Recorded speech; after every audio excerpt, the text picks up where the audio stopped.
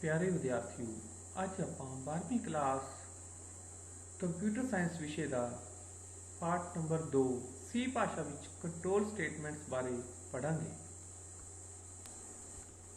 Control statements की हन, उन्हां दीयां किस्मां लिखो। ਉਹ ਸਟੇਟਮੈਂਟ ਜਿਨ੍ਹਾਂ ਦੀ ਵਰਤੋਂ ਨਾਲ ਅਸੀਂ ਪ੍ਰੋਗਰਾਮ ਦੇ ਚੱਲਣ ਦੇ ਵਹਾਅ ਨੂੰ ਕੰਟਰੋਲ ਕਰ ਸਕਦੇ ਹਾਂ, ਉਹਨਾਂ ਨੂੰ ਕੰਟਰੋਲ ਸਟੇਟਮੈਂਟਸ ਕਿਹਾ ਜਾਂਦਾ ਹੈ। ਸੀ ਭਾਸ਼ਾ ਵਿੱਚ ਕਈ ਤਰ੍ਹਾਂ ਦੀਆਂ ਪ੍ਰਭਾਵਸ਼ਾਲੀ ਅਤੇ ਲਚਕਦਾਰ ਸਟੇਟਮੈਂਟਸ ਹੁੰਦੀਆਂ ਹਨ। ਇਹਨਾਂ ਕੰਟਰੋਲ ਸਟੇਟਮੈਂਟਾਂ ਦੀ ਮਦਦ ਨਾਲ ਅਸੀਂ ਪ੍ਰੋਗਰਾਮ ਵਿੱਚ ਕੰਟਰੋਲ ਪੁਆਇੰਟ ਨੂੰ ਇੱਕ ਜਗ੍ਹਾ ਤੋਂ ਲੋੜੀਂਦੀ ਜਗ੍ਹਾ ਉੱਤੇ ਟ੍ਰਾਂਸਫਰ ਕਰ ਸਕਦੇ ਹਾਂ ਜਾਂ ਪ੍ਰੋਗਰਾਮ ਵਿੱਚ ਕਿਸੇ ਸਟੇਟਮੈਂਟ ਨੂੰ ਵਾਰ-ਵਾਰ ਦੁਹਰਾਉਣ ਲਈ ਵੀ ਇਹਨਾਂ ਸਟੇਟਮੈਂਟਾਂ ਦੀ ਵਰਤੋਂ ਕੀਤੀ ਜਾ ਸਕਦੀ ਹੈ। ਇਹਨਾਂ ਕੰਟਰੋਲ ਸਟੇਟਮੈਂਟਾਂ ਨੂੰ 3 ਭਾਗਾਂ ਵਿੱਚ ਵੰਡਿਆ ਜਾ ਸਕਦਾ ਹੈ। Number 1 branching control statement. ਇਹਨਾਂ ਵਿੱਚ if else if nested if ਤੇ ਸਵਿਚ ਸਟੇਟਮੈਂਟਸ ਆਉਂਦੀਆਂ ਹਨ। Number 2 looping control statements. ਇਹਨਾਂ ਵਿੱਚ ਲੂਪ, ਵਾਈਲ ਲੂਪ ਅਤੇ ਡੂ ਵਾਈਲ ਲੂਪ ਆਉਂਦੇ ਹਨ। ਜੰਪਿੰਗ ਕੰਟਰੋਲ ਸਟੇਟਮੈਂਟ, ਇਹਨਾਂ ਵਿੱਚ ਬ੍ਰੇਕ, ਕੰਟੀਨਿਊ ਅਤੇ ਗੋ ਟੂ ਸਟੇਟਮੈਂਟਸ ਆਉਂਦੀਆਂ ਹਨ। ਇੱਕ ਫਲੋ ਚਾਰਟ ਰਾਹੀਂ ਅਸੀਂ ਇਹਨਾਂ ਨੂੰ ਇਸ ਤਰ੍ਹਾਂ ਦੇਖ ਸਕਦੇ ਹਾਂ। ਕੰਟਰੋਲ ਸਟੇਟਮੈਂਟਸ ਜਿਹੜੀਆਂ 3 ਤਰ੍ਹਾਂ ਦੀਆਂ ਹੁੰਦੀਆਂ ਹਨ, ਬ੍ਰਾਂਚਿੰਗ, ਲੂਪਿੰਗ ਤੇ ਜੰਪਿੰਗ। ਬ੍ਰਾਂਚਿੰਗ ਵਿੱਚ ਇਫ ਐਲਸ, ਸਵਿਚ ਕੇਸ ਤੇ ਐਲਸ ਇਫ। ਲੂਪਿੰਗ ਸਟੇਟਮੈਂਟਸ ਵਿੱਚ ਫਾਰ ਲੂਪ, ਵਾਈਲ ਲੂਪ ਤੇ ਡੂ ਵਾਈਲ 3 ਤਰ੍ਹਾਂ ਦੇ ਲੂਪ ਨੇ। ਜੰਪਿੰਗ ਸਟੇਟਮੈਂਟ ਵਿੱਚ ਬ੍ਰੇਕ, ਕੰਟੀਨਿਊ ਅਤੇ ਗੋ ਟੂ ਸਟੇਟਮੈਂਟਸ। ਬ੍ਰਾਂਚਿੰਗ ਸਟੇਟਮੈਂਟਾਂ ਦੀ ਵਰਤੋਂ ਇਹ ਫੈਸਲਾ ਕਰਦੀ ਹੈ ਕਿ ਕੀ ਕੰਮ ਕਰਵਾਉਣਾ ਹੈ। ਲੂਪਿੰਗ ਸਟੇਟਮੈਂਟਸ ਇਹ ਨਿਰਧਾਰਤ ਕਰਦੀਆਂ ਹਨ ਕਿ ਕੋਈ ਕੰਮ ਨੂੰ ਕਿੰਨੀ ਵਾਰ ਕਰਵਾਉਣਾ ਹੈ ਅਤੇ ਜੰਪਿੰਗ ਸਟੇਟਮੈਂਟਸ ਦੀ ਵਰਤੋਂ ਬਿਨਾਂ ਕੋਈ ਕੰਡੀਸ਼ਨ ਚੈੱਕ ਕੀਤੇ ਕੰਟਰੋਲ ਨੂੰ ਪ੍ਰੋਗਰਾਮ ਵਿੱਚ ਇੱਕ ਥਾਂ ਤੋਂ ਦੂਜੀ ਥਾਂ ਤੇ ਟ੍ਰਾਂਸਫਰ ਕਰਨ ਲਈ ਕੀਤੀ ਜਾਂਦੀ ਹੈ। ਸਵਿਚ ਸਟੇਟਮੈਂਟਸ ਕੀ ਹਨ? ਸਵਿਚ ਸਟੇਟਮੈਂਟਸ ਲਈ ਆਪਾਂ ਇੱਕ ਪ੍ਰੋਗਰਾਮ ਵੀ ਬਣਾਉਣਾ ਹੈ। ਅਸੀਂ ਸੀ ਪ੍ਰੋਗਰਾਮ ਵਿੱਚ ਸਵਿਚ ਕੇਸ ਸਟੇਟਮੈਂਟਸ ਦੀ ਵਰਤੋਂ ਮਲਟੀ ਵੇ ਕੰਡੀਸ਼ਨਲ ਕੰਟਰੋਲ ਸਟੇਟਮੈਂਟਸ ਲਈ ਕਰਦੇ ਹਾਂ। ਮੀਨਸ ਜਿੱਥੇ ਆਪਾਂ ਜ਼ਿਆਦਾ ਇਫ ਸਟੇਟਮੈਂਟਸ ਵਰਤਣੀ ਹੋਣ ਜਾਂ ਇਫ ਦੇ ਨਾਲ ਆਪਾਂ ਐਲਸ ਲਾ ਕੇ ਆਪਾਂ ਕਈ ਤਰ੍ਹਾਂ ਦੀਆਂ ਕੰਡੀਸ਼ਨਾਂ ਚੈੱਕ ਕਰਨੀਆਂ ਹੁੰਦੀਆਂ ਹਨ, ਉਹਦੀ ਜਗ੍ਹਾ ਤੇ ਆਪਾਂ ਸਵਿਚ ਸਟੇਟਮੈਂਟਸ ਦੀ ਵਰਤੋਂ ਕਰਦੇ ਹਾਂ। ਇਫ ਐਲਸ ਸਟੇਟਮੈਂਟਸ ਦੀ ਤਰ੍ਹਾਂ ਹੀ ਹੁੰਦੀ ਹੈ। ਸਵਿਚ ਸਟੇਟਮੈਂਟਸ ਵਿੱਚ ਅਨੇਕਾਂ ਸਟੇਟਮੈਂਟਸ ਵਿੱਚੋਂ ਕਿਸੇ ਇੱਕ ਨੂੰ ਚੁਣਿਆ ਜਾਂਦਾ ਹੈ। ਇਹ ਪੂਰਨਾਂਕ ਦੇ ਮੁੱਲ ਤੇ ਜਾਂ ਕੈਰ ਦੇ ਆਧਾਰਿਤ ਹੁੰਦੀ ਹੈ। ਸਵਿਚ ਕੇਸ ਵਿੱਚ ਸਟੇਟਮੈਂਟਾਂ ਦੇ ਸਮੂਹ ਨੂੰ ਉਦੋਂ ਹੀ ਲਾਗੂ ਕੀਤਾ ਜਾਂਦਾ ਹੈ ਜਦੋਂ ਸਿਰਫ ਸੰਬੰਧਿਤ ਕੇਸ ਸਟੇਟਮੈਂਟਸ ਟਰੂ ਹੋਣ। ਜਦੋਂ ਸਾਰੇ ਕੇਸ ਸਟੇਟਮੈਂਟਸ ਫਾਲਸ ਹੁੰਦੇ ਹਨ, ਭਾਵ ਆਪਣੀ ਕੰਡੀਸ਼ਨ ਕਿਤੇ ਵੀ ਮੈਚ ਨਹੀਂ ਕਰਦੀ, ਤਾਂ ਕੰਟਰੋਲ ਪੁਆਇੰਟ ਡਿਫਾਲਟ ਉੱਤੇ ਆ ਜਾਂਦਾ ਹੈ। ਜਿਵੇਂ ਵਿਦਿਆਰਥੀਓ, ਜਦੋਂ ਆਪਣੀ ਇਫ ਸਟੇਟਮੈਂਟ ਨਹੀਂ ਚੱਲਦੀ, ਮੀਨਸ ਉਹਦੀ ਕੰਡੀਸ਼ਨ ਫਾਲਸ ਹੋ ਜਾਂਦੀ ਹੈ, ਤਾਂ ਜਿਹੜਾ ਕੰਟਰੋਲ ਆ ਉਹ ਐਲਸ ਵਿੱਚ ਚਲਾ ਜਾਂਦਾ।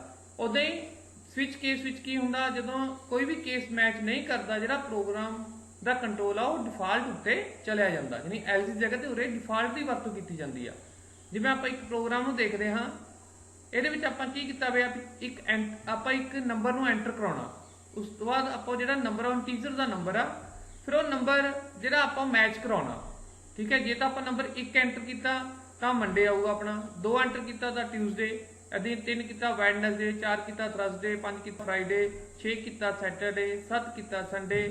ਤੇ ਜੇਕਰ ਆਪਾਂ ਇਹ 7 ਨੰਬਰਾਂ ਤੋਂ ਇਲਾਵਾ ਕੋਈ ਹੋਰ ਨੰਬਰ ਐਂਟਰ ਕਰਤਾ, ਭਾਵ 0 ਕਰਤਾ, 8 ਕਰਤਾ, 9 ਕਰਤਾ, 10 ਕਰਤਾ, ਤਾਂ ਜਿਹੜਾ ਕੰਟਰੋਲ ਆਪਣਾ ਡਿਫਾਲਟ ਤੇ ਚਲਾ ਜਾਂਦਾ, means wrong input.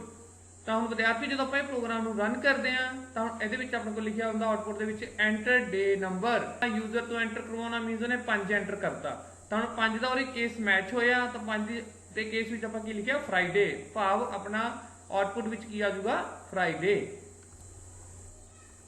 Loop statements ਕੀ ਹਨ? ਹੁਣ ਆਪਾਂ ਲੂਪ ਦਾ ਵਿਸਤਾਰਪੂਰਵਕ ਇਹਦੀ ਵਿਆਖਿਆ ਕਰਨੀ ਹੈ ਕਿ ਲੂਪ ਸਟੇਟਮੈਂਟਸ ਕੀ ਹੁੰਦੀਆਂ ਹਨ ਤੇ ਕਿੰਨੀ ਤਰ੍ਹਾਂ ਦੇ ਜਿਹੜੇ ਲੂਪ ਨੇ।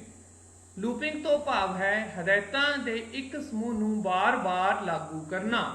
ਲੂਪਿੰਗ ਸਟੇਟਮੈਂਟਸ ਨੂੰ ਆਈਟਰੇਟਿਵ ਸਟੇਟਮੈਂਟਸ ਵੀ ਕਹਿੰਦੇ ਹਨ। ਕਈ ਵਾਰ ਪ੍ਰੋਗਰਾਮ ਵਿੱਚ ਅਜਿਹੀਆਂ ਸਥਿਤੀਆਂ ਹੋ ਜਾਂਦੀਆਂ ਹਨ ਕਿ ਸਾਨੂੰ ਸਟੇਟਮੈਂਟਸ ਦੇ ਬਲਾਕ ਨੂੰ ਕਈ ਵਾਰ ਚਲਾਉਣ ਦੀ ਜ਼ਰੂਰਤ ਪੈਂਦੀ ਹੈ। ਜਿਵੇਂ ਭਾਵ ਆਪਾਂ ਨੂੰ ਕੋਈ ਕਹੇ ਵੀ ਆਪਣਾ ਨਾਮ ਤੁਸੀਂ 10 ਵਾਰੀ ਪ੍ਰਿੰਟ ਕਰਾਉਣਾ, ਤਾਂ ਮੀਨਸ ਇੱਕੋ ਚੀਜ਼ ਅਸੀਂ 10 ਵਾਰੀ ਪ੍ਰਿੰਟ ਕਰਾਉਣੀ ਆ।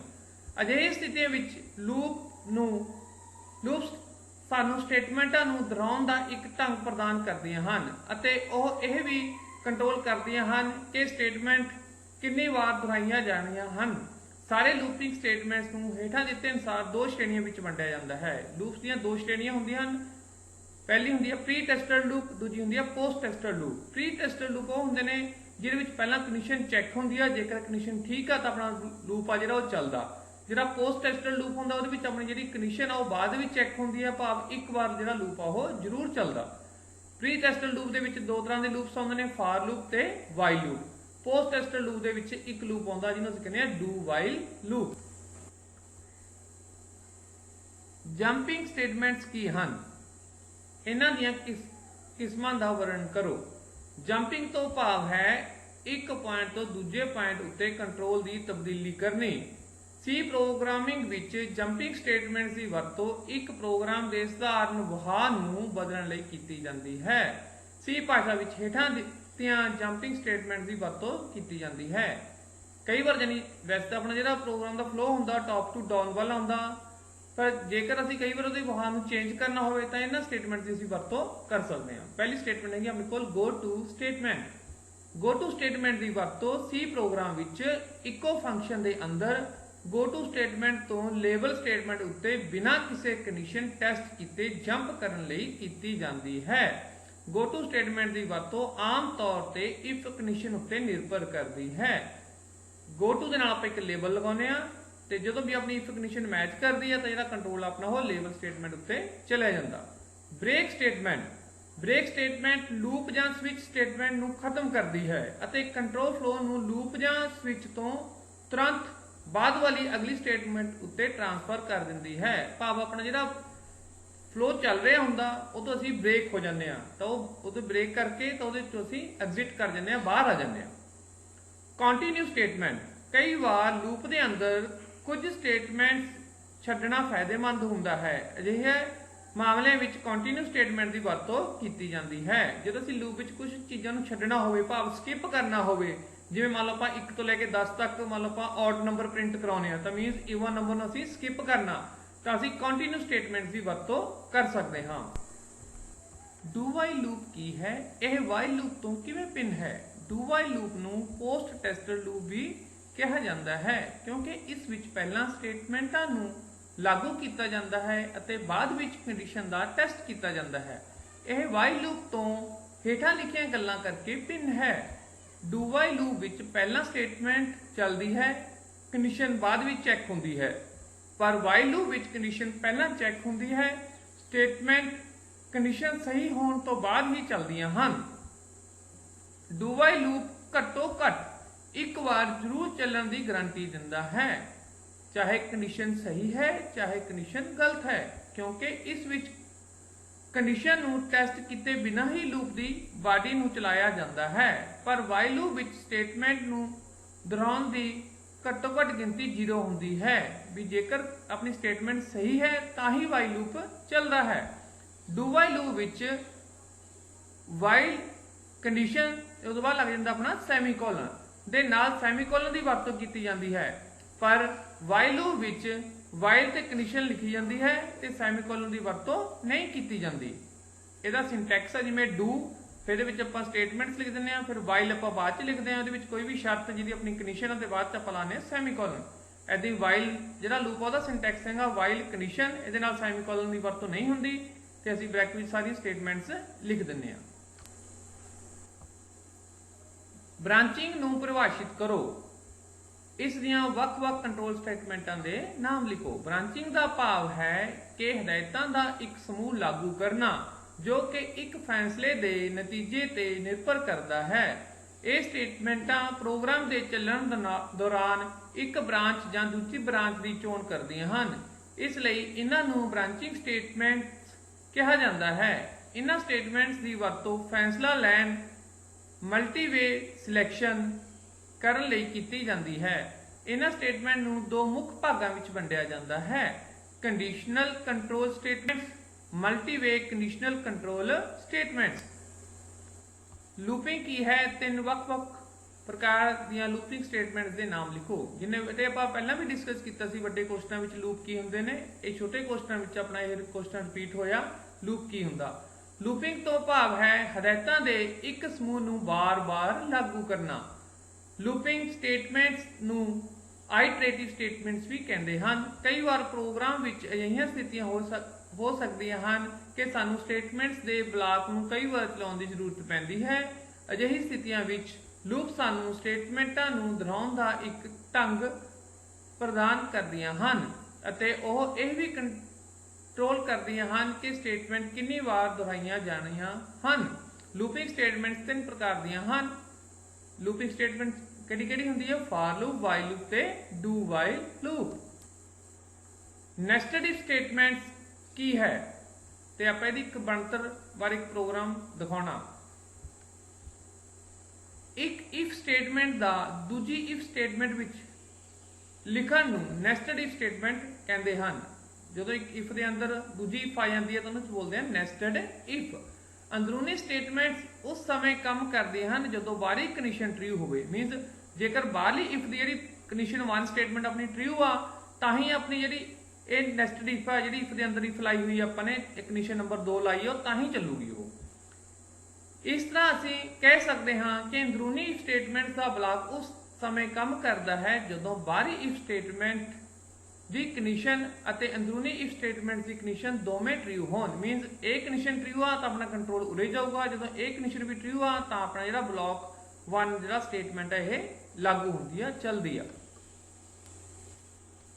ਇਫ ਐਲਸ ਸਟੇਟਮੈਂਟਸ ਕੀ ਹੈ? ਇਫ ਐਲਸ ਸਟੇਟਮੈਂਟਸ ਲਈ ਇੱਕ ਪ੍ਰੋਗਰਾਮ ਲਿਖੋ ਜਾਂ ਇਹਦੀ ਆਪਾਂ ਕਹਿ ਸਕਦੇ ਹਾਂ ਬਣਤਰ ਬਾਰੇ ਆਪਾਂ ਨੇ ਇਹਨੂੰ ਸਮਝਾਉਣਾ। ਇਫ ਐਲਸ ਸਟੇਟਮੈਂਟਸ ਦੀ ਵਰਤੋਂ ਉਦੋਂ ਕੀਤੀ ਜਾਂਦੀ ਹੈ ਜਦੋਂ ਦੋ ਸਟੇਟਮੈਂਟ ਵਿੱਚੋਂ ਕੋਈ ਇੱਕ ਚੁਣਨੀ ਹੋਵੇ।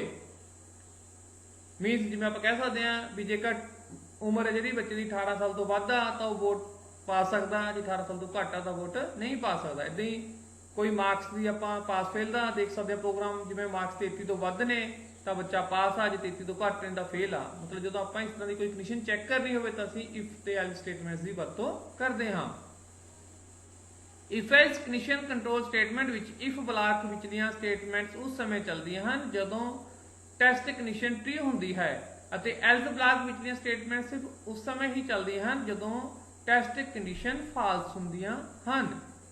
ਹੁਣ ਜਿਵੇਂ ਆਪਾਂ ਕਹਿ ਸਕਦੇ ਹਾਂ ਵੀ ਜਿਵੇਂ ਇਫ ਆ ਉਹਦਾ ਇੱਕ ਆਪਾਂ ਉਹਦੇ ਕੰਡੀਸ਼ਨ ਲਗਾਏਂਗੇ, ਜੇ ਕੰਡੀਸ਼ਨ ਟਰੂ ਹੋਗੀ ਤਾਂ ਆਪਣਾ ਇਹ ਵਾਲਾ ਬਲਾਕ ਚੱਲੂਗਾ, ਜੇ ਇਹ ਕੰਡੀਸ਼ਨ ਫਾਲਸ ਹੋਗੀ ਤਾਂ ਆਪਣਾ ਐਲਸ ਵਾਲਾ ਜਿਹੜਾ ਬਲਾਕ ਆ ਉਹ ਚੱਲੂਗਾ। ਹੁਣ ਇੱਕ ਆਪਾਂ ਪ੍ਰੋਗਰਾਮ ਦੇਖਦੇ ਹਾਂ। ਹੇਠਾਂ ਇੱਕ ਪ੍ਰੋਗਰਾਮ ਦਿੱਤਾ ਗਿਆ ਹੈ ਜੋ ਕਿ ਕੀਬੋਰਡ ਦੁਆਰਾ ਦਾਖਲ ਕੀਤੇ ਗਏ ਵਿਦਿਆਰਥੀਆਂ ਦੇ ਪ੍ਰਾਪਤ ਅੰਕ ਅਨੁਸਾਰ ਇਹ ਪਤਾ ਲਗਾਉਂਦਾ ਹੈ ਕਿ ਵਿਦਿਆਰਥੀ ਪਾਸ ਹਨ ਜਾਂ ਫੇਲ। ਮੀਨਸ ਜਿਵੇਂ ਆਪਾਂ ਕਹਿੰਦੇ ਹਾਂ ਵੀ 33 ਜਾਂ 33 ਤੋਂ ਵੱਧ ਮਾਰਕਸ ਵਾਲਾ ਜਿਹੜਾ ਬੱਚਾ ਉਹ ਪਾਸ ਆ, 33 ਤੋਂ ਘੱਟ ਵਾਲਾ ਜਿਹੜਾ ਵਿਦਿਆਰਥੀ ਉਹ ਫੇਲ ਆ। ਹੁਣ ਆਪਾਂ ਇਹ ਪ੍ਰੋਗਰਾਮ ਲਿਖੇ ਪੂਰਾ। ਹੁਣ ਇਹਦੇ ਵਿੱਚ ਦੇਖੋ ਆਪਾਂ ਸਕੈਨਐਫ ਰਾਹੀਂ ਜਿਹੜੀ ਮਾਰਕਸ ਦੀ ਐਂਟਰੀ ਆਪਾਂ ਯੂਜ਼ਰ ਤੋਂ ਕਰਵਾਈ ਆ। ਫਿਰ ਜਿਹੜਾ ਮਾਰਕਸ ਵੇਰੀਏਬਲ ਆਪਣਾ ਇੰਟੀਜਰ ਟਾਈਪ ਦਾ ਇਹ ਵੇਰੀਏਬਲ ਆ। ਮੀਨਸ ਆਪਾਂ ਨੇ ਰਾਉਂਡ ਅਪ ਵੈਲਿਊਜ਼ ਹੀ ਲੈਣੀ ਆ, ਪੁਆਇੰਟਸ ਵਾਲੀ ਵੈਲਿਊਜ਼ ਨਹੀਂ ਲੈਣੀ। ਫਿਰ ਉਹ ਮਾਰਕਸ ਨੂੰ ਆਪਾਂ ਚੈੱਕ ਕਰਦੇ ਹਾਂ ਵੀ ਜਿਹੜਾ ਮਾਰਕਸ ਹੈ ਜੇ 33 ਜਾਂ 33 ਤੋਂ ਵੱਧ ਆ ਤਾਂ ਆਪਣੀ ਕੰਡੀਸ਼ਨ ਦੇ ਵਿੱਚ ਜਿਹੜੀ ਸਟੇਟਮੈਂਟ ਲਿਖੀ ਆਪਾਂ ਨੇ ਕੀ ਲਿਖੀ ਆ? ਪਾਸ। ਜੇਕਰ 33 ਤੋਂ ਘੱਟ ਨੇ ਮੀਨਸ 32 ਆ, 31 ਆ, 30 ਆ, 1 ਆ, 2 ਆ, ਇਸ ਤਰ੍ਹਾਂ ਦੇ ਕੋਈ ਮਾਰਕਸ ਆਉਂਦੇ ਨੇ ਤਾਂ ਆਪਣੀ ਐਲਸ ਕੰਡੀਸ਼ਨ ਫਿਰ ਆਪਣੀ ਚੱਲੂਗੀ ਜਿਹਦੇ ਵਿੱਚ ਆਪਣੇ ਕੋਲ ਪ੍ਰਿੰਟ ਕੀ ਹੋਣਾ ਚਾਹੀਦਾ? ਫੇਲ। ਹੁਣ ਆਪਾਂ ਇਹਨੂੰ ਚਲਾਏਂਗੇ। ਉਸ ਤੋਂ ਬਾਅਦ ਦੇਖੋ ਆਪਾਂ ਐਂਟਰ ਮਾਰਕਸ, ਇਹ ਜਿਹੜੇ ਮਾਰਕਸ ਨੇ ਆਪਾਂ ਯੂਜ਼ਰ ਤੋਂ ਐਂਟਰ ਕਰਵਾਏ ਨੇ। ਇੱਥੇ ਆਪਾਂ ਕੋਈ ਵੀ ਮਾਰਕਸ ਐਂਟਰ ਕਰਵਾ ਸਕਦੇ ਹਾਂ। ਮੀਨਸ ਜਿਵੇਂ ਉਹਨੇ ਆਪਾਂ ਐਗਜ਼ਾਮਪਲ ਲਈ ਆਪਣੇ 34 ਨੰਬਰ ਐਂਟਰ ਕਰਵਾ ਲਏ। ਹੁਣ 34 ਆ ਜਿਹੜਾ ਇਹ ਆਪਣਾ 33 ਤੋਂ ਵੱਧ ਆ ਤਾਂ ਫਿਰ ਇਹ ਕੰਡੀਸ਼ਨ ਹੋ ਗਈ ਟਰੂ, ਤਾਂ ਆਪਣੇ ਕੋਲ ਜਿਹੜੀ ਆਉਟਪੁੱਟ ਕੀ ਆ ਗਈ? ਪਾਸ। ਜੇਕਰ ਆਪਾਂ ਇੱਥੇ ਮਾਰਕਸ ਮੰਨ ਲਓ ਸਪੋਜ਼ ਕਰੋ 10 ਨੰਬਰ ਐਂਟਰ ਕਰਵਾ ਲੈਂਦੇ, ਫਿਰ ਜਿਹੜਾ 10 ਆ ਹੁਣ ਉਹ 33 ਤੋਂ ਵੱਡਾ ਨਹੀਂ ਹੈਗਾ, ਮੀਨਸ ਇਹ ਕੰਡੀਸ਼ਨ ਫਾਲਸ ਆ। ਫਿਰ ਆਪਣੇ ਕੋਲ ਐਲਸ ਸਟੇਟਮੈਂਟ ਚੱਲਦੀ ਤਾਂ ਆਪਣਾ ਪ੍ਰਿੰਟ ਕੀ ਆਉਣਾ ਸੀਗਾ? ਆਉਟਪੁੱਟ ਆਉਣੀ ਸੀ ਆਪਣੀ ਫੇਲ। ਵਾਈਲ ਸਟੇਟਮੈਂਟ ਕੀ ਹੈ? ਫਿਰ ਇਹਦੀ ਆਪਾਂ ਬਣਤਰ ਦੱਸਣੀ ਆ। ਵਾਈਲ ਲੂਪ ਵਿੱਚ ਸਟੇਟਮੈਂਟ ਨੂੰ ਉਸ ਸਮੇਂ ਤੱਕ ਦੁਹਰਾਇਆ ਜਾਂਦਾ ਹੈ ਜਦੋਂ ਤੱਕ ਦਿੱਤੀ ਗਈ ਟੈਸਟ ਕੰਡੀਸ਼ਨ ਟਰੂ ਰਹਿੰਦੀ ਹੈ। ਇਹ ਲੂਪ ਵੀ ਪ੍ਰੀ ਟੈਸਟਡ ਲੂਪ ਦੀ ਹੀ ਉਦਾਹਰਣ ਹੈ। ਇਸ ਲੂਪ ਵਿੱਚ ਪਹਿਲਾਂ ਟੈਸਟ ਕੰਡੀਸ਼ਨ ਦੀ ਜਾਂਚ ਕੀਤੀ ਜਾਂਦੀ ਹੈ ਅਤੇ ਟੈਸਟ ਕੰਡੀਸ਼ਨ ਦਾ ਨਤੀਜਾ ਟਰੂ ਆਉਣ ਤੇ ਹੀ ਬਾਅਦ ਵਿੱਚ ਸਟੇਟਮੈਂਟ ਨੂੰ ਦੁਹਰਾਇਆ ਜਾਂਦਾ ਹੈ। ਮੀਨ ਜੇਕਰ ਆਪਣੀ ਕੰਡੀਸ਼ਨ ਟਰੂ ਆ ਤਾਂ ਹੀ ਆਪਣਾ ਲੂਪ ਚੱਲਦਾ। इस लूप विच स्टेटमेंट्स नूं दोहराउण दी घट्टो घट गिनती 0 हुंदी है।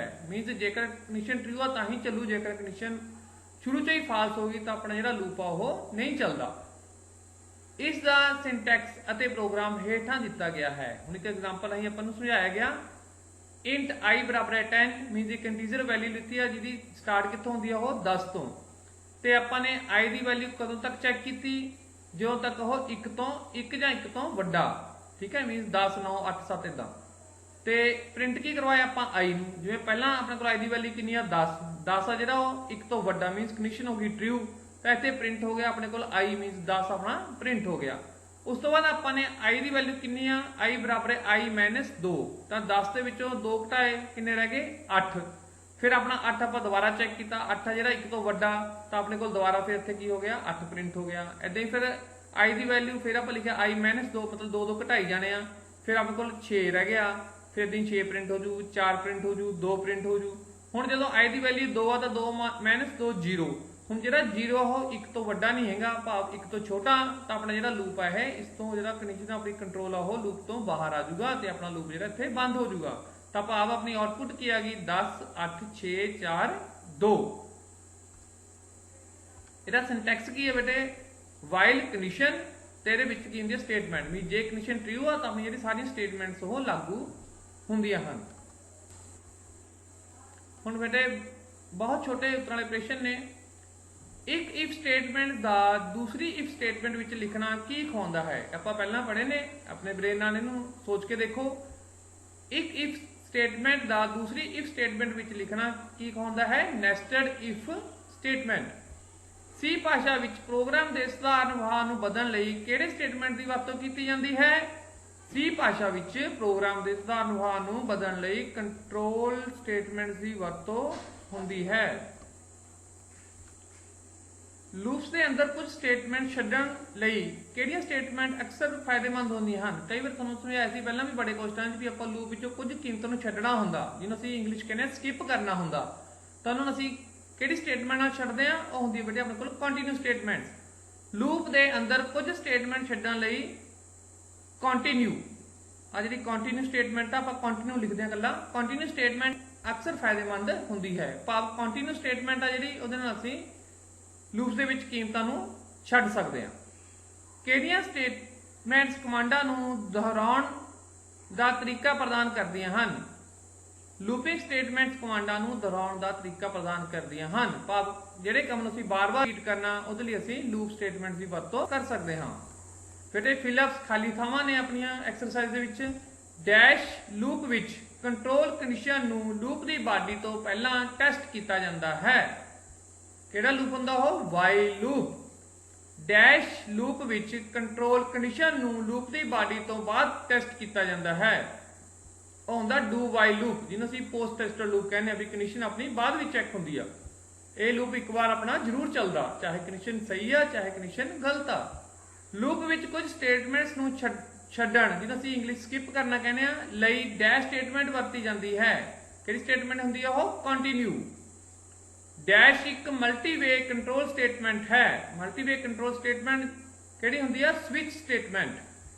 ब्रेक स्टेटमेंटां नूं डैश स्टेटमेंटां विच केस खत्म करने लई वरतिया जाता है। स्विच स्टेटमेंट, स्विच स्टेटमेंट भी जो असीं ब्रेक स्टेटमेंट की वरतों करते हैं तो जिहड़ा अपना कंट्रोल आ जिहड़ा उस तो बाहर आ जाता। हेठां लिखियां विचों किहड़ियां स्टेटमेंट्स नूं कंडीशनल स्टेटमेंट कहा जाता है? इहदे विच कंडीशनल स्टेटमेंट किहड़ी आ? फॉर ब्रेक इफ ते वाइल विचों if statement. Switch case dash statement इसी तरह होंदी है। स्विच केस स्टेटमेंट जी किस तरह की स्टेटमेंट होंदी आ? वो होंदी है अपने को बेटे इफ एल्स इफ स्टेटमेंट्स। जिथे आपां इफ एल्स इफ स्टेटमेंट की बहुती वरतों करते हैं, उहदी जगह ते आपां स्विच केस स्टेटमेंट की वरतों करते हाँ। स्विच स्टेटमेंट विच केस नूं खत्म करने लई वरती जाती है।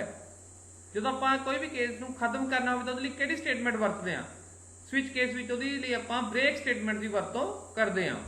हेठां लिखे विचों किहड़ी पोस्ट टेस्टर लूप की उदाहरण है? Do while loop. Do while loop नूं असीं पोस्ट टेस्टर लूप कहने आ।